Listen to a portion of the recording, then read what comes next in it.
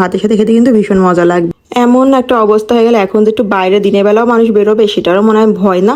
আর তার উপরে জানাম আমি কি করছি, আমার বাসায় প্রত্যেকটা লকও আমি খুলে ফেলছি। মানে আমি তো আর জানতাম না যে এমনটা হবে। কেন খুলছে জানেন তো, ছেলেটা আমার দৌড়ে দৌড়ে শুধু দরজা লাগাই দেয়। মানে ও ছোট মানুষ, যদি দরজা একবার লক হয়ে যায় তখন তো মানে চাবি খুঁজারও মাথা ঠিক থাকে না। আর শয়তানে কি করে, ওই সময় চাবিগুলো কিন্তু খুব মানে লুকায় রাখে, মানে ওই খুব বিপদ ঘটানোর জন্য। তো আমার বাসায় তো বাবু এখন একটু দৌড়দৌড়ি করে খুব বেশি। ও কি করছে, সব মানে দরজা ঢুকে ঢুকে লক করে দেয়। তো তার জন্য আমরা আবার হচ্ছে সব লকগুলো খুলে ফেলছিলাম বাসাতে। এখন তো আমরা বাইরে গেলে তো এটা দুশ্চিন্তা, কি করব না করব। আসলে এমন একটা পরিস্থিতি হবে কে জানতো বলেন।